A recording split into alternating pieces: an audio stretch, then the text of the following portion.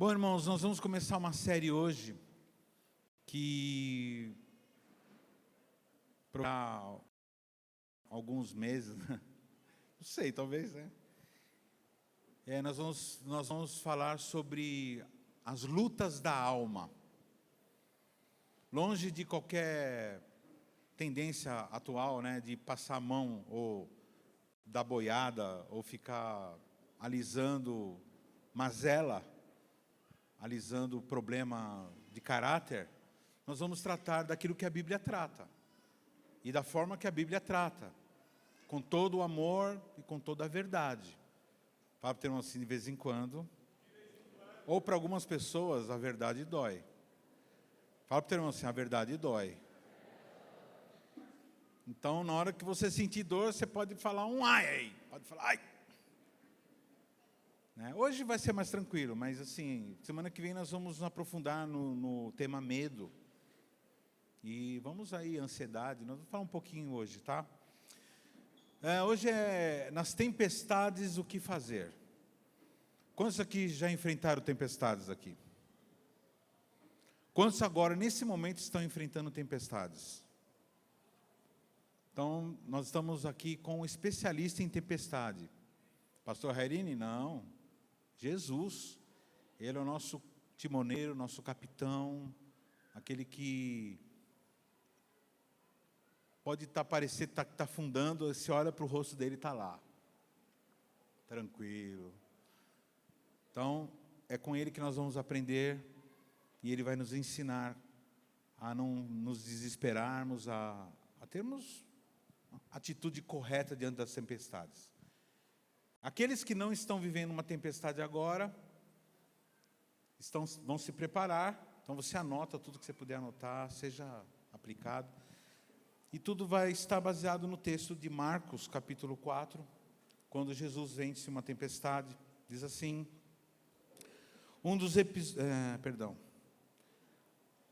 aquele dia, Marcos 4:35. Naquele dia, sendo já tarde, disse-lhes, passemos para a outra banda. E eles, deixando a multidão, o levaram consigo, assim como estava no barco. E havia também com ele outros barquinhos.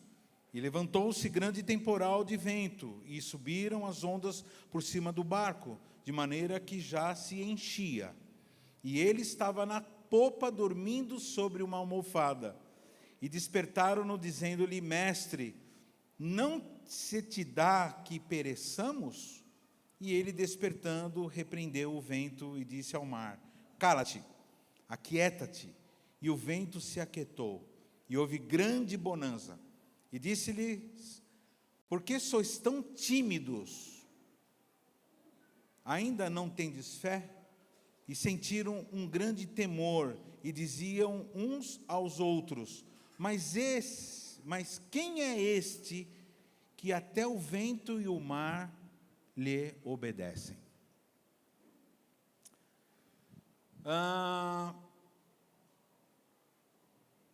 Qual a intenção dessa palavra ou dessa sequência? É que nós, filhos de Deus, tenhamos maturidade para lidar com as tempestades, em qualquer âmbito das nossas vidas. Eu, por exemplo, que cuido da vida espiritual de uma igreja, tenho que lidar diariamente. Irmãos, tem semana que num dia chega uma pessoa e diz assim, ai pastor, como que eu amo vocês, como que vocês são uma bênção na minha vida, e na mesma semana eu já tive a oportunidade de ser xingado como um juiz de futebol, de várzea. Então assim, eu sei de uma coisa, você que é um cristão verdadeiro, de tédio você jamais vai morrer. Na mesma semana você vai e faz uma visita a um bebê que nasceu, na mesma semana você vai enterrar um bebê que morreu. No mundo corporativo, na mesma semana, você lida com alguém que está falindo. E no outro dia você está lidando com alguém que declara que teve lucros absurdos. Então, com o tempo, nós vamos nos acostumando e aprendendo a lidar com dramas. Quando chega em dezembro, mais ou menos, irmãos, as pessoas vêm falar assim, contar problema para nós, né? Pastor, eu tenho um problema tal, a gente fica assim, vai orar, vai, se vira aí, né? Porque você quer sair de férias, você que está contando os minutos, assim, porque é o ano todo muito problema. Então, o pastor, o líder, que não ensina as pessoas a lidarem com as tempestades, é tolo. Ele quer morrer, ele está militando contra a própria vida. Chegou um momento, por exemplo, na vida de Moisés, que o sogro dele fala assim, o sogro veio para trazer a filha dele, né, para ver o genro, e ele olha aquela situação como que Moisés ficava dia e noite, era uma fila enorme, ele tendo que resolver os problemas das pessoas, e chegou uma hora que ele falou assim, Moisés, se você continuar, meu querido genro, nessa pegada você vai morrer.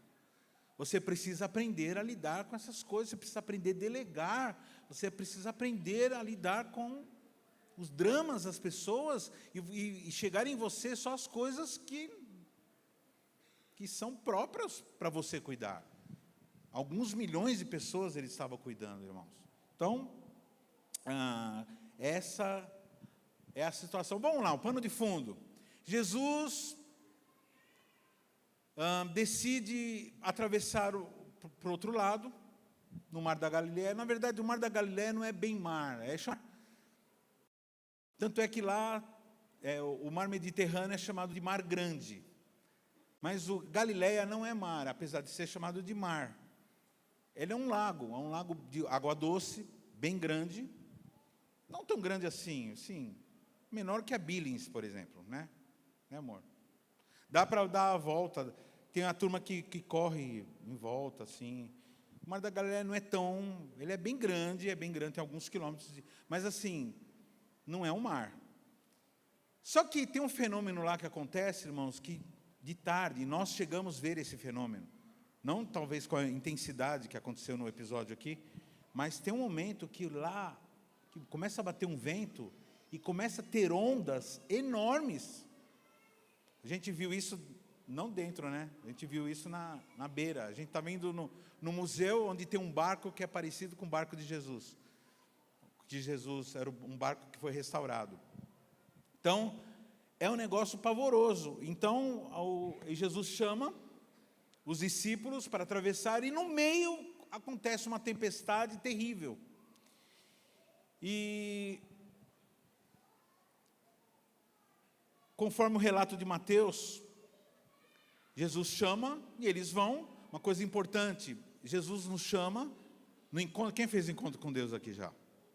No encontro a gente é chamado, fala assim, bom, agora você tem o Espírito Santo, agora vamos fazer, agora vamos anunciar, agora vamos ser uma bênção. E Jesus chama. E aí a gente segue Jesus, entra no barco dele, né? Tem pessoas que não entram muito no barco, tem pessoas que ficam do lado de lá, tá? É bom saber disso, que algumas pessoas escolhem não entrar no barco. A gente chama para entrar no barco, e eu não sei se é por medo ou por ter outras prioridades, algumas pessoas simplesmente decidem não entrar no barco. Qual barco? No barco de Jesus.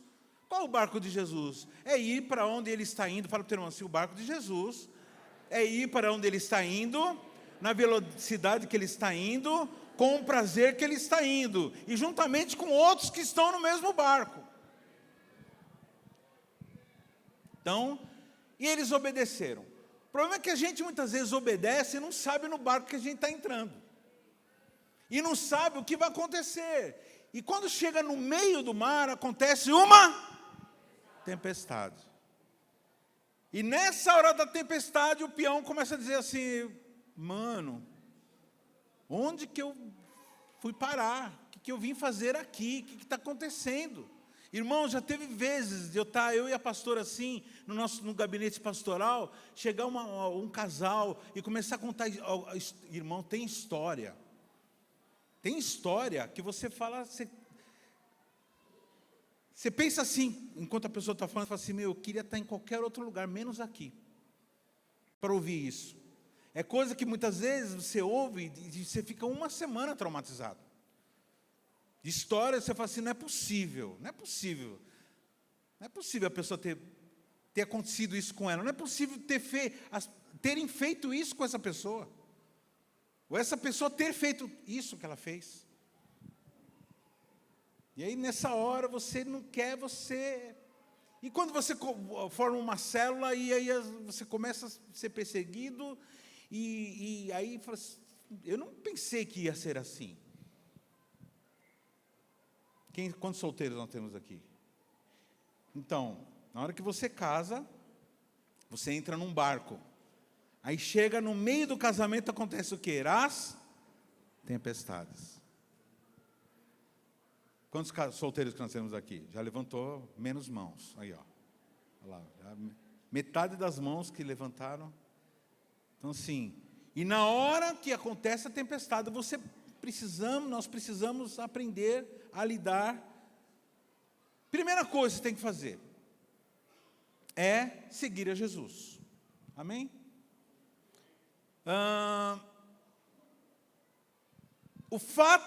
Fala assim para o teu irmão, se o fato de você seguir a Jesus não te isenta de enfrentar tempestades. Eu não sei o que as igrejas estão prometendo por aí, estão dizendo assim, olha, venha para Jesus que todos os seus problemas se resolverão. É a igreja Tabajara, né? Ninguém acho que sabe o que eu estou falando, que é só o pessoal velho. Tabajara, que é assim, todos os seus problemas já estão resolvidos. Organização Tabajara, tarantantam. Assim, todos, não, irmãos, fala para o teu irmão assim, você não veio aqui para ter uma vida boa, você veio aqui para ter uma vida, ponto. As pessoas normais procuram uma vida boa, nós procuramos a vida, nós nos direcionamos à vida de Jesus, que é a vida verdadeira. A vida verdadeira, essa é a vida de Jesus. É a única que vai permanecer, é a única que permanece depois da morte, é a vida de Cristo. É a única vida que vale a pena ser vivida. Então, diz assim, pronto, agora você está com Jesus. Fala para o teu irmão, pronto, agora você já está com Jesus. Agora aponta o dedo profético para ele. Só que isso não te isenta de ter tempestade. Aí acontece a tempestade e Jesus estava fazendo o quê? Segundo o texto que nós lemos. Dormindo. Quantos já falaram assim? Senhor, parece que você está dormindo. Quantos já falaram assim? Senhor, você está vendo o meu problema? Parece que você está dormindo, parece que você não está vendo. E foi exatamente o que eles falaram. Chegaram para Jesus e falaram assim, acordaram Jesus. Olha que audácia. Ainda bem que Jesus não era eu. Quantos aqui, quando são acordados, fica muito nervoso? A não ser que se acordado com... A Carmen, quando ela quer me acordar, que tem alguma coisa que eu preciso fazer naquele momento. A Carmen é madruguenta, né? Ela acorda... Eu pergunto assim, por que você acorda tão cedo? Ela fala assim, para ficar mais tempo sem fazer nada com você. Ela acorda, já vai fazer um monte de coisa, já... Aí quando ela quer me acordar e eu não ficar bravo, ela me leva um café na cama. Né? Ela me leva lá um café, uma tapioca, ela faz... Irmãos, passou... Bom, deixa para lá, vou ficar fazendo propaganda. Não tem necessidade. E aí eles falam assim, acorda, você não está vendo... Pouco você te dá, né? Português é terrível, né? Pouco você te dá, ou seja, você não está nem aí, que nós estamos afundando, nós vamos afundar. Esse negócio vai afundar, esse barco vai afundar, nós vamos tudo morrer aqui nessa tempestade. Irmãos, é bom a gente lembrar de uma coisa muito importante. Qual era a profissão da maioria daqueles camaradas que estavam com ele? Irmãos, qual era a profissão? E qual a região que eles pescavam? Galileia, eram galileus. Ou seja, esses camaradas eram profissionais da pesca. Eram camaradas que já tinham enfrentado tempestades naquele mesmo local. Só que, pelo jeito que eles interpelam Jesus, a gente percebe que não era uma tempestade normal, era uma tempestade sobrenatural. Muitas vezes, irmãos, existem probleminhas que acontecem no nosso dia a dia, problemas normais. Agora, tem problema que você fala assim, peraí. Aquela hora que você fala assim, irmão, eu preciso me benzer, né? Eu preciso, né? O cara sai fazendo o sinal da cruz, né?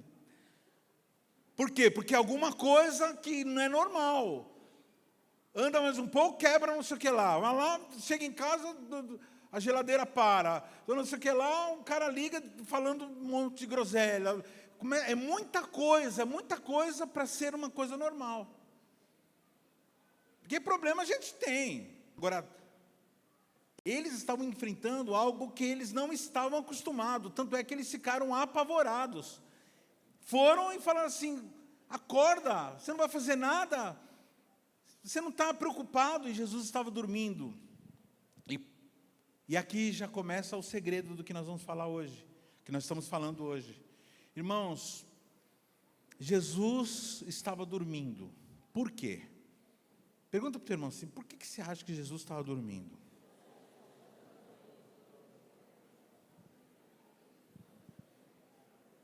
Outra pergunta que você faz, por que eles estavam apavorados? E aqui que é o ponto que eu quero que você... Se você sair com isso aqui hoje gravado no teu coração, já estou satisfeito. O ponto é, esses homens ainda tinham uma compreensão inconsistente de quem era Jesus. Eles não sabiam quem era Jesus, de verdade.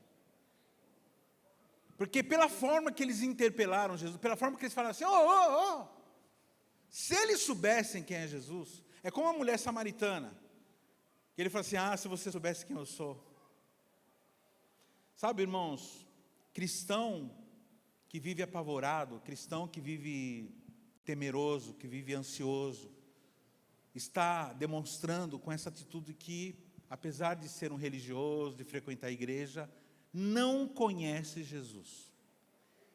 Quem conhece Jesus, por exemplo, você está com um camarada, estatura mediana, uma pessoa, não é grande, muito musculoso, uma pessoa normal assim, que não chama atenção, uma pessoa, estatura mediana, meio magrinho e tal, só que essa pessoa é campeão mundial de UFC, só que você não sabe.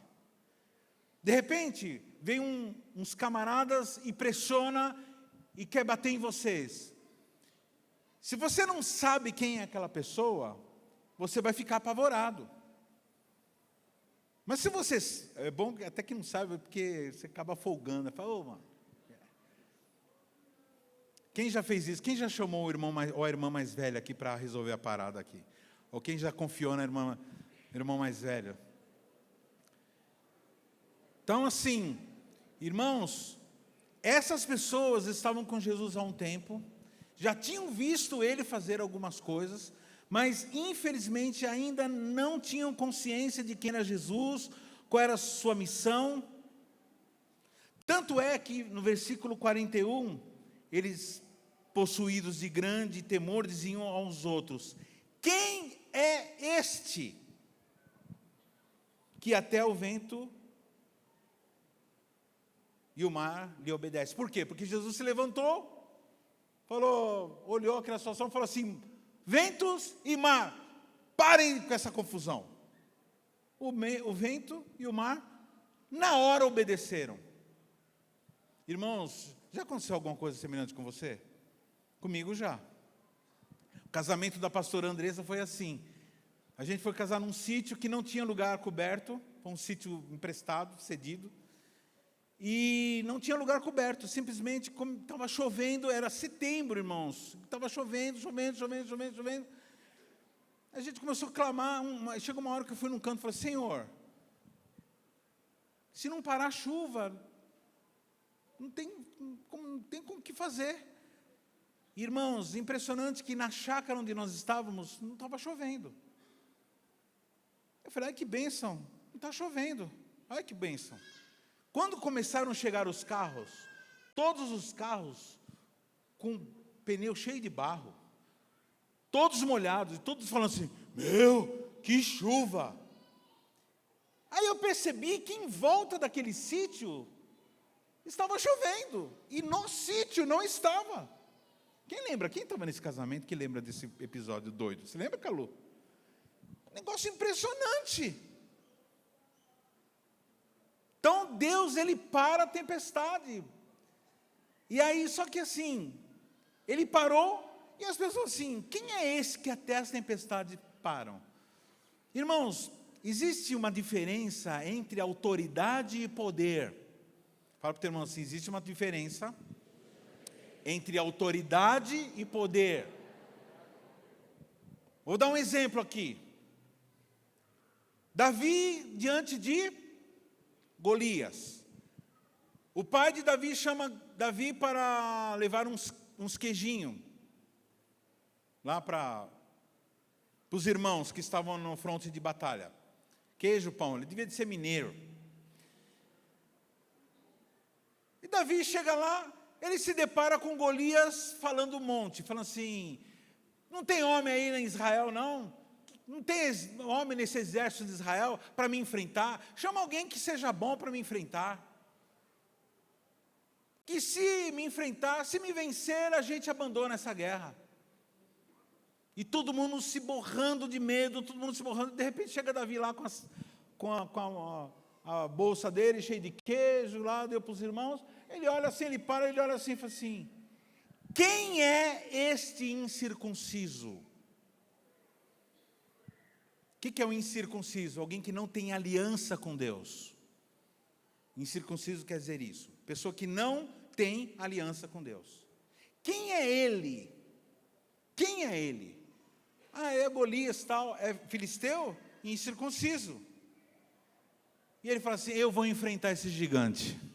Fala para o teu irmão assim: você quer enfrentar gigante? Você tem que se certificar contra quem você está lutando. E principalmente, você precisa se certificar quem é o seu Deus e quem é você. Aqui não se trata de o que e de como, aqui se trata de quem.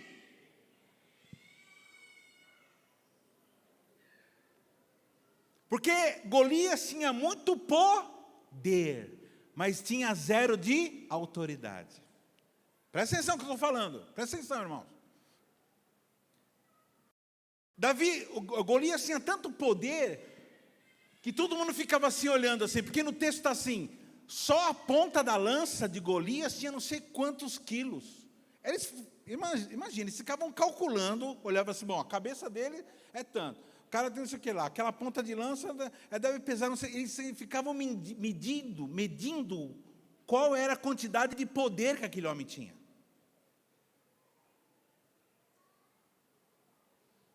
Muitas vezes nós olhamos para a tempestade e olhamos a potência da tempestade. Nós olhamos para o problema e olhamos para a potência, para o poder que aquilo tem de destruição. Isso é sério. Mas quando Davi, ele fala assim: eu vou enfrentar.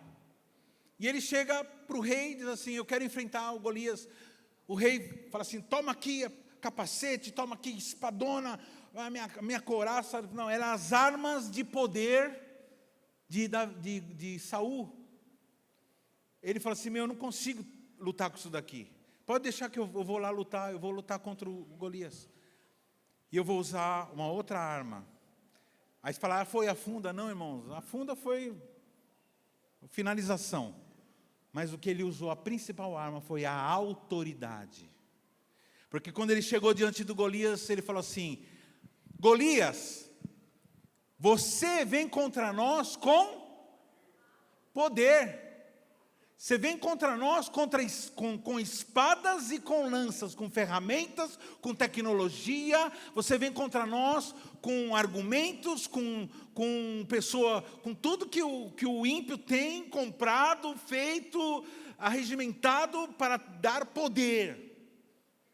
Mas eu vou contra você, em nome do Senhor dos Exércitos. Fala para o teu irmão assim: você não precisa de poder. Você precisa de autoridade.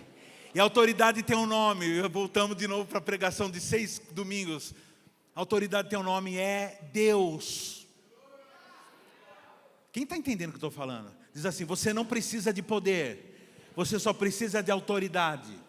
Deixa eu dar mais um exemplo bem tranquilo. Imagina na época da escravidão, irmãos, nada a ver com escravidão, mas imagina da escravidão, um dono de fazenda com um bebê.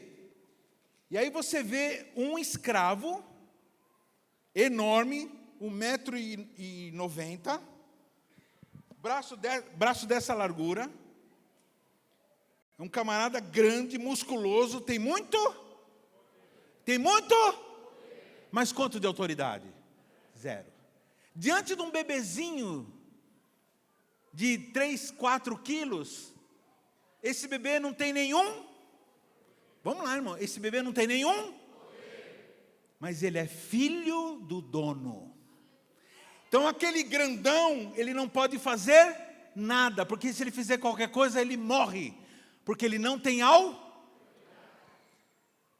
Nós somos numa sociedade em que é muito medido quanto de poder que as pessoas têm, quantos soldados que ela tem, quantas armas ela tem, quanto dinheiro a pessoa tem, quantos carros, quantas pessoas ela comanda.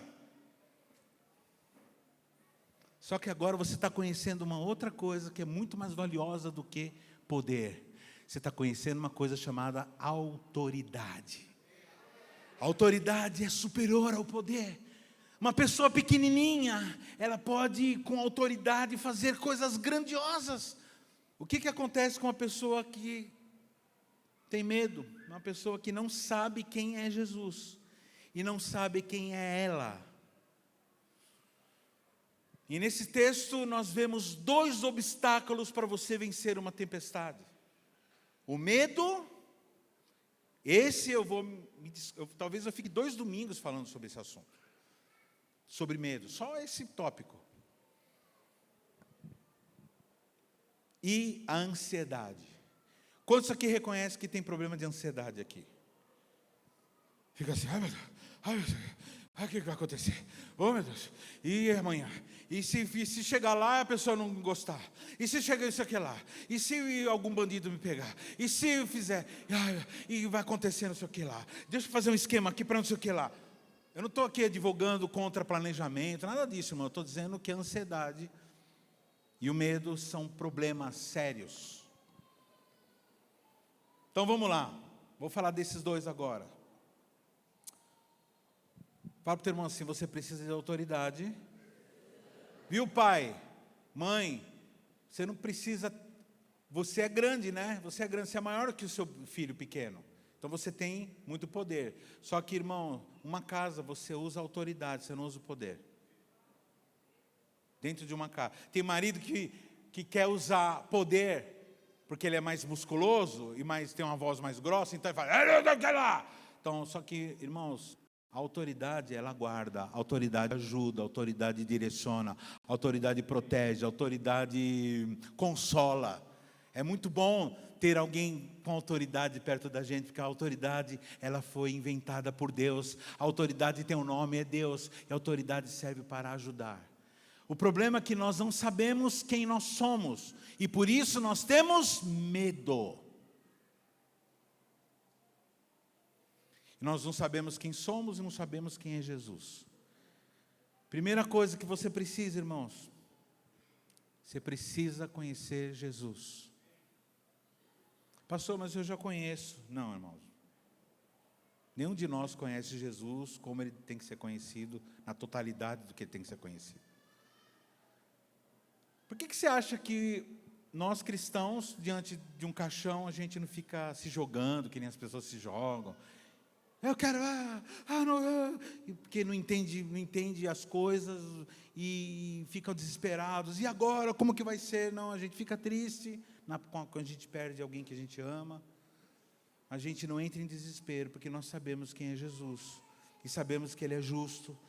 Houve um depoimento ontem, quem viu esse depoimento de uma menina que ela está com os dias contados? Ela está com câncer terminal. Quem viu essa vídeo?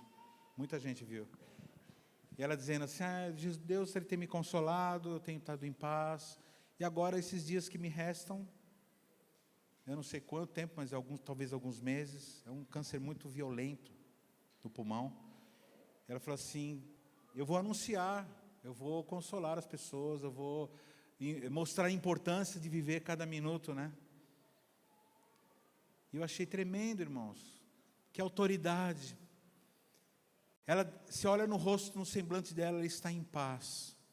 Ela não está com medo, porque ela sabe quem é Deus.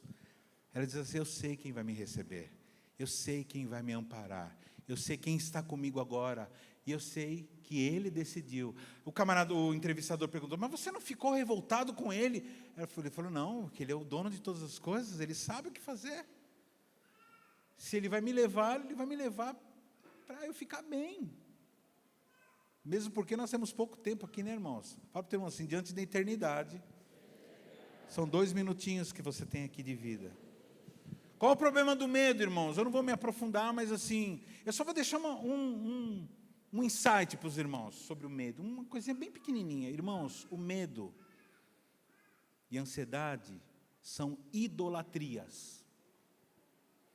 Toda vez que você permite que o medo, quando eu falo medo ruim. Pastor, existe o medo bom? Existe o medo bom.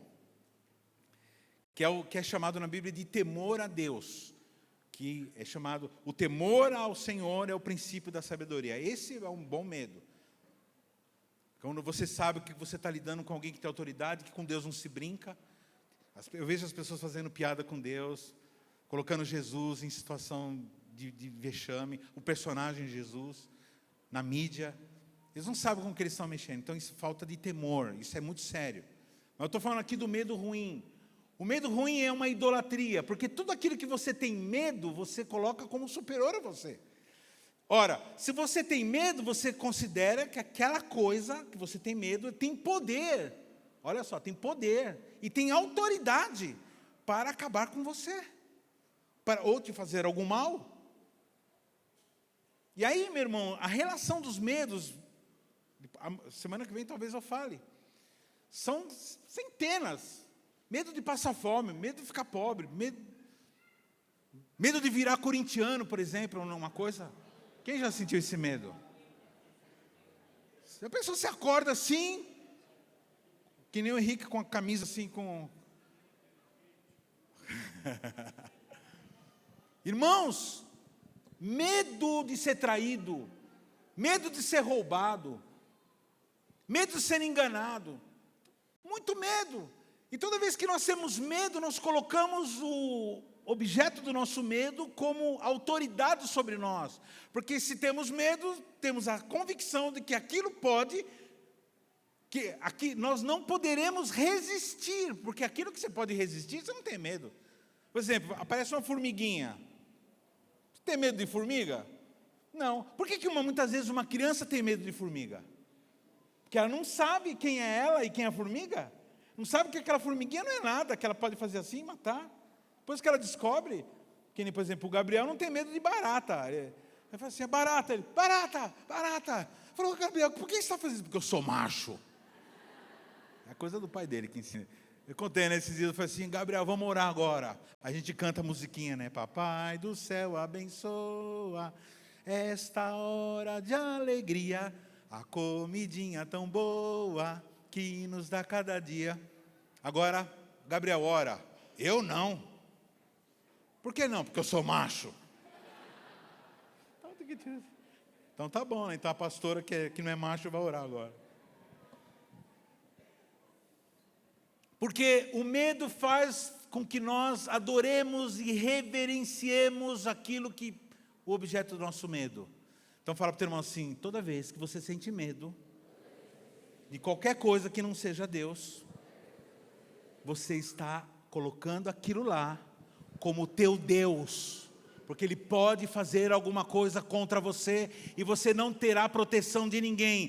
Quem tem medo está em estado de idolatria e nem está sabendo. Por que você não falou com o teu patrão que você quer fazer aquele curso? Porque eu tenho medo. Então o teu patrão é teu Deus. Por que você não enfrentou aquele problema? Porque eu tenho medo. Então você está colocando aquele problema com autoridade sobre você. E nesse momento, Deus, Ele é colocado de lado.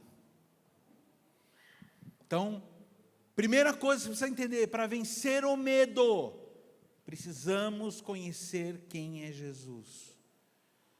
E segundo o texto que nós lemos aqui, o medo e a incredulidade andam juntos. Olha só em Marcos 4:40, o que o Senhor diz aqui, nós lemos. Então Jesus perguntou, por que vocês são tão medrosos? Olha o texto. Então Jesus lhes perguntou, por que vocês são tão medrosos? E aí associa com o quê? Como é que ainda não tem? Fala para o teu irmão assim, ou você tem medo, ou você tem fé. Quem tem medo não tem fé. O medo é o contrário da fé. Fé no quê? Fé em você mesmo? Não, irmão. É fé naquele que te criou e aquele que cuida de você. Tem gente que tem medo de casar, né? Tem gente que tem medo de abrir o coração. Deus está falando com gente aqui hoje, viu? Tem gente que tem medo de abrir o negócio. Você é fera naquilo, você sabe, você domina o mercado naquela área e você está com medo.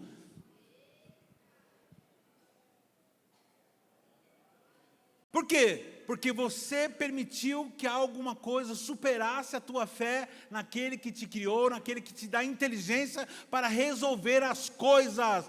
Começa agora a falar, Senhor, me acrescenta fé. E se você pede fé, Ele vai dar, e vai dar com liberalidade.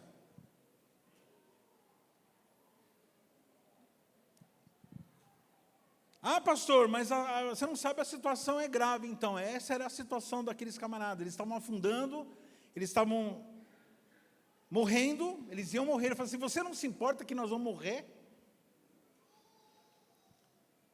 Esses dias eu perguntei para um camarada assim, para algumas pessoas assim, cuida da tua esposa, eu aconselhando os homens, né? Cuida da tua esposa, promova o prazer que você pode promover, todo tipo de prazer você promova para ela. Faça com que ela tenha todo tipo de prazer possível, imaginável, que ela tenha segurança, que ela tenha alegria, que ela seja uma pessoa feliz, faça tudo para ela ser feliz. Aí o camarada, para que ela sinta segura e bem, aí os camaradas perguntam assim, mas e eu? Eu falava assim, você que se lasque. Eu estou falando o que você tem que fazer, ter autoridade sobre a esposa, sobre o filho, não é ficar mandando fazer coisas, ficar dando bronca, ser escamoso. Autoridade é você fazer o bem, a autoridade nós usamos para fazer o bem. Aí a pessoa vai te chamar de quê? Meu bem, porque você faz bem.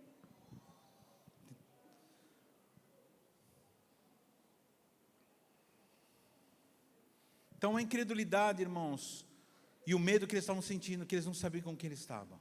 E quando ele fala assim, para o mar, eu falei, eita, se a gente soubesse que ele tem essa autoridade, com que autoridade? Por exemplo, Davi sabia que tinha autoridade. Ele chegou e falou assim, quem é você?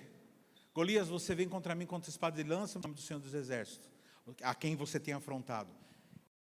Eu não estou em meu nome, eu não me garanto, fala para o teu irmão assim, eu não me garanto não. Mas eu garanto que Jesus se garante. Aqui ó, segredinho. Fala assim para o seu irmão, já que você sabe que Jesus se garante, por que você não passa a andar com Ele todo dia? que você não passa a perguntar para Ele qual o próximo passo que você vai dar na tua vida? Por que você não consulta Ele? Por que você não passa a conhecer Ele com mais força para que você não tenha mais medo? Quem conhece Jesus não tem medo.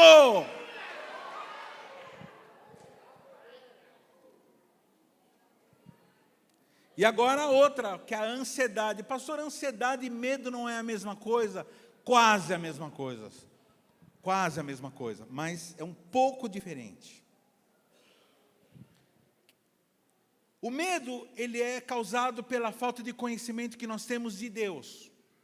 E a ansiedade é pela falta de conhecimento de saber quem somos. A ansiedade é achar que está sobre os nossos ombros resolver as coisas, sem ajuda do Senhor. Nós podemos resolver algumas coisas, mas se Deus não estiver te dando inteligência, sabedoria, conhecimento, você não consegue.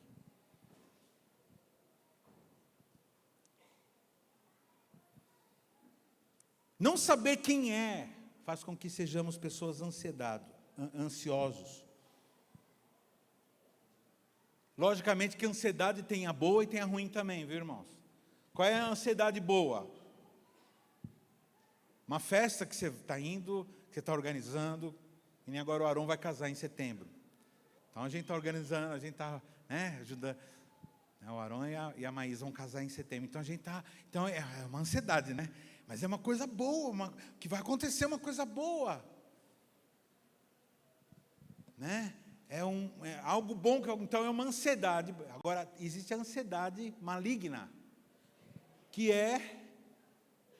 tanto é que na Bíblia fala dessa ansiedade boa, né? Que é, por exemplo, em Salmo 42:1 diz assim como a corça anseia por águas correntes, assim a minha alma anseia por ti. Você querer se encontrar com o Senhor, você querer crescer na presença do Senhor, ter essa ansiedade, eu queria mais, eu queria conhecer mais a Bíblia, eu queria entender melhor a Bíblia, eu queria conhecer mais Jesus. Isso é uma ansiedade boa.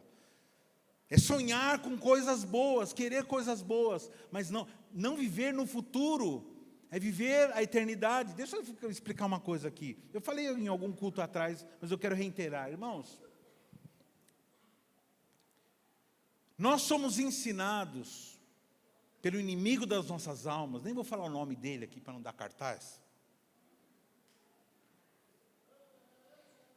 a vivermos ou no passado, ou no presente, ou no futuro. Algumas pessoas acham que é bom viver no presente. Também não, irmãos. O passado carrega o quê? Os traumas ou as alegrias do passado que vira, como chama? Saudosismo, tem outro nome. Nostalgia. Bobagem, não serve para nada. O passado serve para alguma experiência, para você saber o que fazer, algumas coisas, saber fazer, aprendeu, tudo bem. Quem vive do passado é museu. Fala para os irmãos, quem vive do passado é museu. Algumas pessoas querem viver o presente. Aí você fala assim, não, isso é bom. Não, irmão, as pessoas que vivem o presente, elas são doidas. Não era assim que você falava na balada da sexta-feira, da sexta-feira? Não era assim? Vamos viver agora. E nem aí, meu, e daí pisa, mete o pé no acelerador e vai lá, pega o seu carro e vamos viver agora, vamos aproveitar tudo que tem agora para viver, vamos abraçar tudo, vamos comer tudo quanto é comida, vamos fazer tudo quanto é coisa, vamos agora, porque depois a gente não sabe, comamos e bebamos, que amanhã morreramos.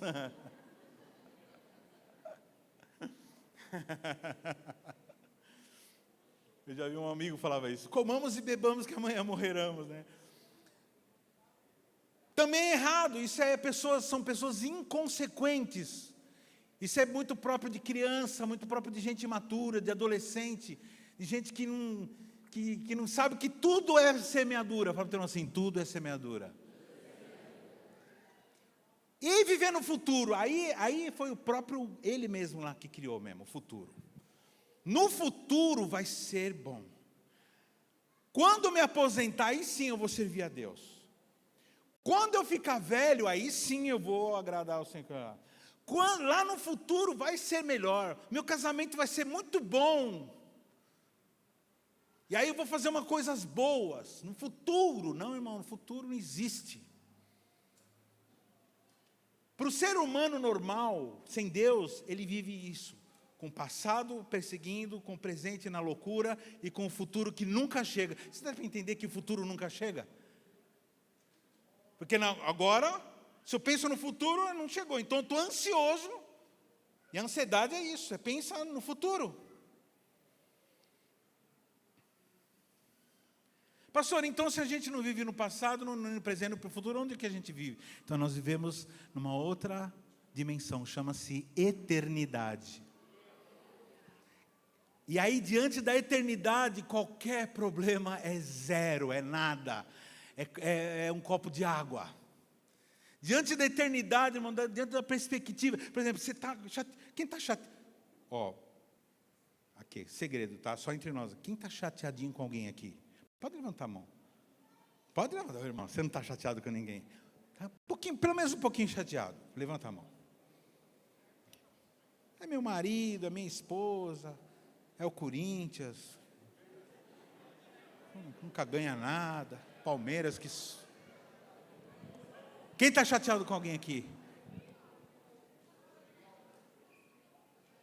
Se você coloca essa chateação... Quem está com problema de dinheiro aqui, grana? Falta de grana. Se você coloca esse problema diante da eternidade, ele evapora. Porque diante da eternidade, irmãos, a pessoa pode estar com uma doença terminal como uma menina, mas diante da eternidade, ela está vivendo, irmãos. Ela está sabendo o que ela está vivendo, que ela sabe que daqui a alguns dias ela vai talvez... Mas ela sabe também que tem gente que vai partir antes dela. Ela sabe que tem gente mais nova, mais saudável, que também vai partir antes dela, porque ninguém sabe o dia da nossa partida. Fala para o teu irmão, se você sabe qual é o seu prazo de validade?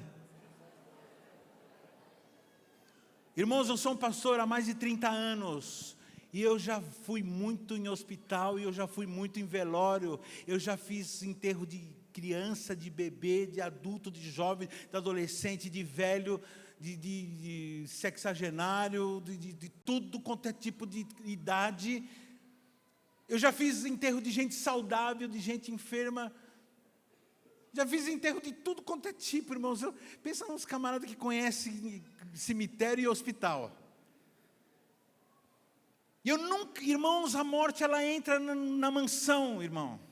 A morte ela entra na choupana, ela entra na casa de madeira, ela entra, ela vai na casa do político, na casa do juiz. A morte ela entra. Ela não escolhe, porque na hora que chega a hora, todos nós teremos que comparecer diante do juiz, diante da eternidade, de um Deus amoroso, um Deus que nos ama. E tem falado para você, para de pensar no passado, para de pensar no presente, para de ficar doido para o presente, e para de achar que amanhã vai ser bom. Começa a viver a eternidade. E na eternidade, nós não vamos ser casados, nem divorciados, nem separados. Na eternidade nós não teremos câncer, na eternidade nós não temos, porque nós já estamos na eternidade. Dá para entender, irmãos, que nós não vamos para a eternidade, nós já estamos na eternidade. Nós estamos vivendo um pedaço da eternidade, que é esse pedaço que a gente vai ficar aqui em carne, com esse tipo de carne. Depois nosso físico vai ser transformado no dia que Jesus voltar, nossos corpos serão transformados no ar, seremos glorificados. Eu sempre costumo dizer, que eu pergunto, por que Cristo atravessava uma parede? Algumas pessoas porque ele era meio fantasma, assim. Não, irmão, Jesus não era fantasma, não é fantasma. Por que Jesus atravessava uma parede? Porque a parede, irmãos, porque a consistência física de Jesus, ele é superior à parede. Então, diante de Jesus, qualquer coisa é fumaça. Então, na verdade, a parede que é fumaça. Se eu tivesse o meu corpo glorificado, eu passaria do lado para lá. Porque a parede não seria um empecilho. Diante da eternidade não existem barreiras. diante da eternidade, a única barreira para nós é a vontade de Deus. É aquele que Ele fala assim, aqui você pode fazer, isso aqui você não pode. Existem coisas que os seres humanos podem fazer, mas que Deus fala não, ou fala, pode fazer desse jeito. Por exemplo, tem uma coisa que eu costumo dizer, por exemplo, viagem, sair do corpo. Existem várias pessoas que saem, que chama-se desdobramento. Isso aí até, nem vou me aprofundar, que senão está sendo gravado para o YouTube, meu Deus. Pessoas que têm essa... Só que isso é proibido, a não ser, é proibido, a não ser que Deus, Ele mesmo, te leve. Então, o apóstolo Paulo foi levado ao terceiro céu. Então, nós vemos na Bíblia relatos de pessoas que... Então, tem coisas que nós podemos fazer só debaixo da autoridade de Deus. Que se você tentar fazer pela tua própria força, você está praticando feitiçaria. Que é mexer no mundo espiritual sem a aprovação de Deus. O conceito melhor de feitiçaria que existe é esse. Então, o que é ansiedade? A ansiedade é a ilusão que nossa preocupação está solucionando o problema. Então, tem gente que acha que se preocupando, acha que ela está resolvendo. Não, irmãos. A melhor forma de resolver um problema é não se preocupar. A melhor forma de resolver um problema é analisar o problema e resolver o problema. Ah, para isso não foi insolúvel. Então é insolúvel. Então você não tem um problema, você tem um fato. Fala para o teu irmão assim, toda vez que você está diante de um problema insolúvel, você não está diante de um problema, você está diante de um fato. E os fatos só podem ser mudados por Deus. Amém? Caso desse Pedro, né? Pedro 5,7 diz assim, lançando sobre ele toda a nossa... Vamos de novo. Lancemos sobre ele toda a nossa... Por quê? Ele tem cuidado de nós. E o que Jesus faz diante da tempestade? Dorme. Porque Ele sabe quem é Ele. Ele sabe que Ele é filho de Deus. Ele sabe que Ele é um ser eterno. E um ser eterno não tem ansiedade. Muita gente já perguntou para mim assim, pastor, por que você é tão tranquilo assim? Por que você... Nunca te vi estressado e tal? Lógico, de vez em quando a gente fica, né? Estressado e tal, mas no geral, eu sou tranquilo. Apesar de ter um temperamento, eu sou sanguíneo, né? Mas por que eu sou tranquilo? Porque eu sei quem eu sou. Quem já sonhou que está morrendo aqui? Vira e mexe, eu sonho que eu estou morrendo. O meu sonho de morte, que eu estou morrendo, é meio sem criatividade, é sempre o mesmo. Eu não viro disco. Em geral, eu sonho que eu estou num prédio, sempre assim, sonho que estou num prédio de não sei quantos andares, aí vem um guindaste daqueles que está construindo um prédio do lado, bate, racha e começa a cair. E, em geral, eu faço a mesma coisa também não sou muito criativo no que tem que fazer. Em geral, eu faço assim, na minha sala sempre tem instrumentos musicais, né? Assim, vamos cantar. Eu pego o violão e começo a cantar. Falo, vamos cantar vamos adorar o Senhor até a gente virar carne moída. Assim, irmãos.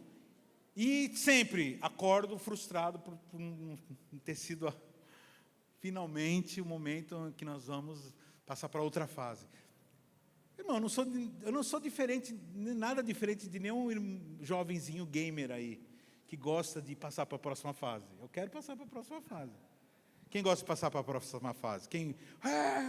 Então, eu gosto de passar para a próxima fase. Então, essa fase aqui ainda não deu ainda, porque quando for o momento, a gente passa.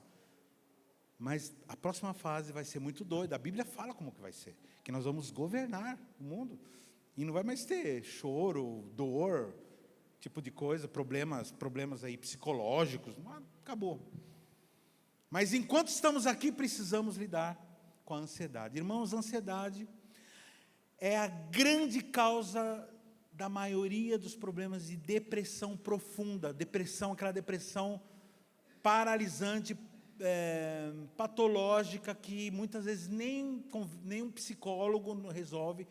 Muitas vezes a pessoa precisa recorrer a remédios de tão grave que a ansiedade ela pode promover, que a ansiedade, irmãos, ela é baseada no sentimento de impotência diante das circunstâncias. Eu não estou falando da ansiedade causada por problema orgânico, né? Falta de hormônio e tal. Estou dizendo ansiedade psicológica mesmo. Os problemas vão se avolumando, e aí chega uma hora que a pessoa fala assim, não dá. A pessoa se sente como se ela estivesse dentro de um labirinto. E ela fica assim, como o carro bate-bate, né? Ela não sai. E fica batendo, e ela pira. Aí tem uma hora que ela para.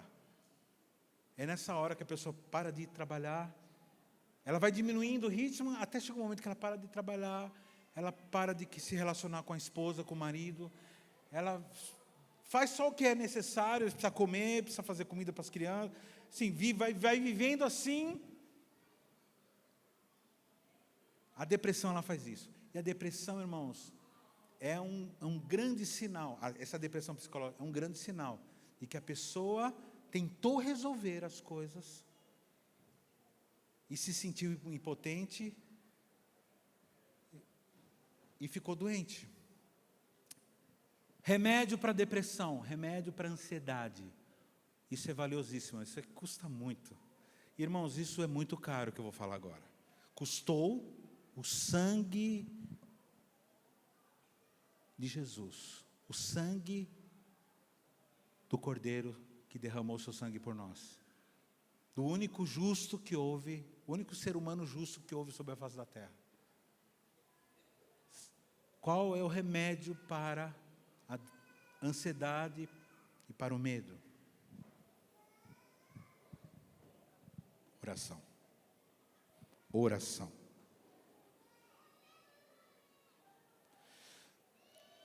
Quando você ora, quando você se ajoelha e você ora, alguns cientistas dizem que movimenta várias partes do cérebro e tal. Tem gente que nem acredita em Deus e ora, né?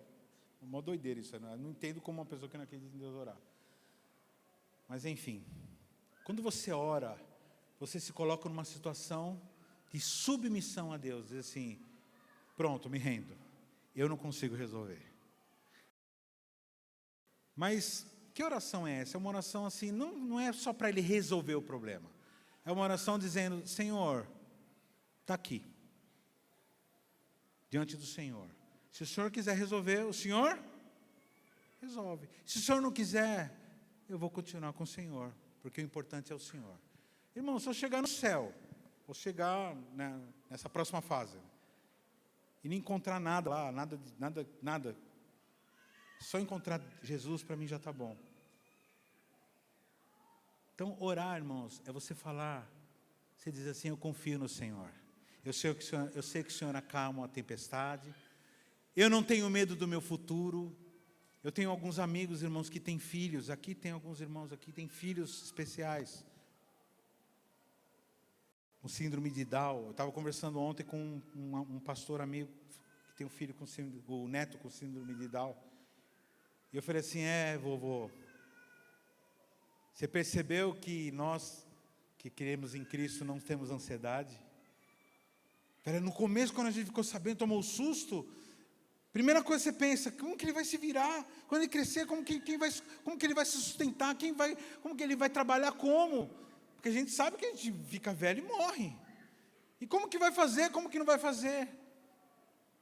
Eu falei assim, então, por que você está com essa cara de paz? Porque você sabe que o Senhor cuida de mim, cuida dos nossos filhos, da nossa esposa, do nosso marido, dos nossos netos, das nossas descendências, cuida dos nossos negócios. Ele cuida muitas vezes assim, tirando coisas da gente. Quem já perdeu alguma coisa que depois viu que não foi perda, foi livramento? Aqui. Aquela pessoa que saiu da tua vida, que você falou, meu Deus, depois você viu, ficou sabendo lá, falei, meu Deus, imagina eu aí. Aquele carro que você fez de tudo para comprar, mas não conseguiu, não aprovou. E depois você viu o carro lá tudo esbagaçado. Então, meu irmão, presta atenção. Então, muitas vezes você tem um filho, uma filha, E aí você fica assim, o que vai ser então? Isso é ansiedade. Entrega seus caminhos ao Senhor, confia nele, e tudo mais Ele fará. Você sabe quem é você? Quem gostaria de saber quem é você? Então, se você gostaria de saber quem é você, ora, conversa com o Senhor, Ele vai te revelando assim, chama Ele de pai, Ele vai te chamar de filho. Começa a mudar a tua identidade como ser humano. Muda a tua identidade como ser humano que resolve. E agora, adquira a nova identidade de um ser humano que resolve com a sabedoria dele. Quem está entendendo está sendo falado? Em Efésios 1, 20 e 21 diz assim: Ele exerceu esse poder em Cristo, ressuscitando dentre os mortos e fazendo sentar à sua direita nas regiões celestiais, acima de todo principado e potestade, poder, domínio, de todo nome que se possa mencionar, não só no presente século, mas também no vindouro. Em Efésios 2,6 diz assim: e juntamente com Ele nos ressuscitou, e com Ele nos fez assentar nas regiões celestiais em Cristo Jesus. Fala assim: eu estou assentado nas regiões celestiais, juntamente com Cristo. Pergunta que eu faço, simples: quem pode tocar em alguém que está sentado com o Senhor?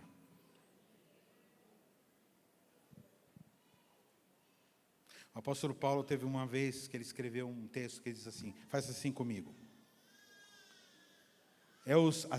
Isso aqui são as ondas, tá? Faz assim as ondas, ó. Diz assim: nesse tempo, nesse momento, aprove a Deus nos enviar, na muita paciência, nas aflições, nas privações, nas angústias, pelas armas da justiça, quer ofensivas ou defensivas, por honra ou por desonra, por fama ou por infâmia, como castigados, porém não mortos, entristecidos, mas sempre alegres, muitas vezes pobres, mas enriquecendo a muitos, e nada tendo, mas possuindo tudo, e nada tendo, mas possuindo tudo.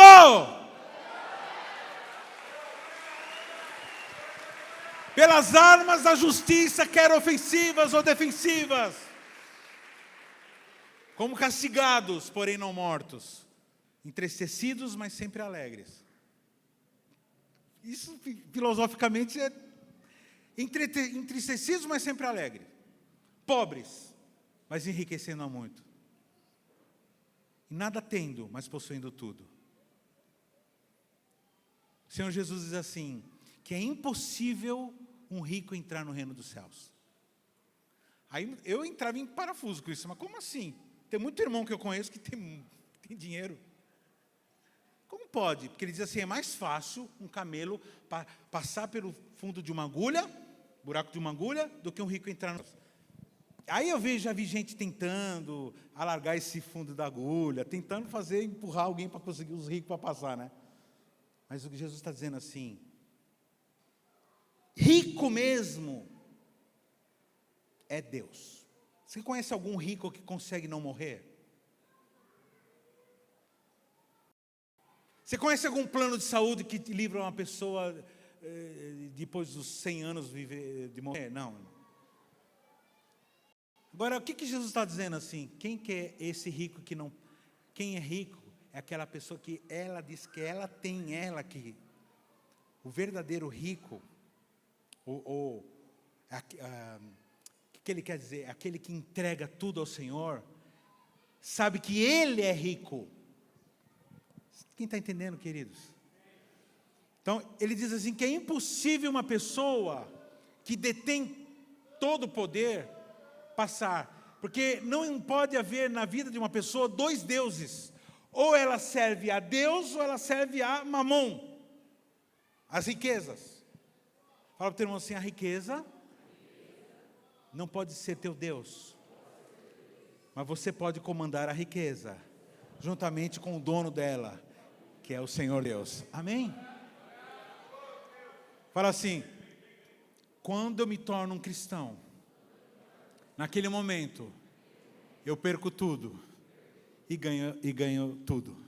Por isso que o texto diz assim: pobres, mas enriquecendo a muitos. Nada tendo, mas possuindo tudo. Quem já sentiu assim? Você está assim no lugar, você passa numa loja, você fala assim: eu poderia comprar isso, pode comprar aquilo. Mesmo sem dinheiro no bolso. Eu vou na Santa Ifigênia, né? Eu gosto muito de instrumentos musicais, né? Qualquer instrumento. Vou lá, fico olhando os equipamentos, falo assim: quero isso, eu quero. E irmãos, todas as coisas que eu desejei naquela rua de instrumentos musicais, eu tenho. Não, tem uma coisa que eu ainda não tenho, que é um cello. Mas os mais baratos são ruins. Então eu quero. A pastora já fez careta aqui, mais um trambolho lá em casa. Mas irmãos, eu sempre olho as coisas e falo assim: eu posso, porque o meu pai é dono de todas as coisas. Vocês estão entendendo, queridos?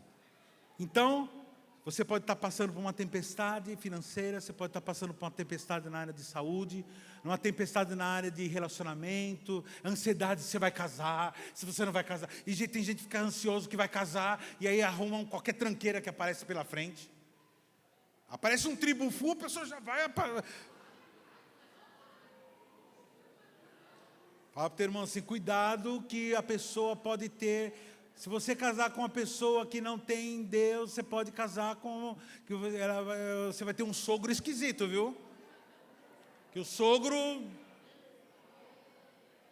Ou somos filhos de Deus ou filhos da perdição. Então se envolva com pessoas que você sabe que temem a Deus. Porque a pessoa que não teme a Deus não teme mais nada, meu. Tem medo de nada.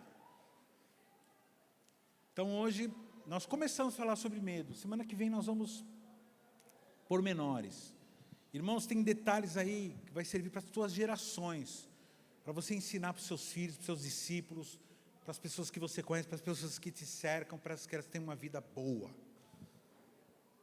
Enquanto nós aguardamos a volta de Jesus, vamos fazendo tudo o que precisa fazer, mas saudáveis, sem aquelas afetações esquisitas de gente religiosa, que anda mais tem medo, não é medo de Deus, é um medo de fazer coisa errada, é gente que não sabe quem é. Por isso que quem não sabe o que é, procura fazer coisas. Quem não sabe o que é, procura fazer coisas. Você não precisa fazer coisas, você precisa ser. E sendo, você acaba fazendo, natural. Amém? Por exemplo, eu não sou marceneiro, eu não sou carpinteiro. Então eu me esforço muito para qualquer coisinha que eu vou fazer com madeira é terrível, porque eu não sou. Mas eu acabo fazendo, porque eu peço a orientação para o carpinteiro, né? A Jesus. Ele manja, né? Eu falo: Senhor, me dá um toque aí. Aí me dá umas ideias legais. Eu falo, me corto todo. É muito difícil não ser. Então, seria mais fácil ser, né, irmãos? Então, fala assim: Senhor, que eu seja aquilo que o Senhor quer que eu seja. Quem gostaria de não viver debaixo da autoridade do medo, da ansiedade? Vem aqui que eu vou orar por você.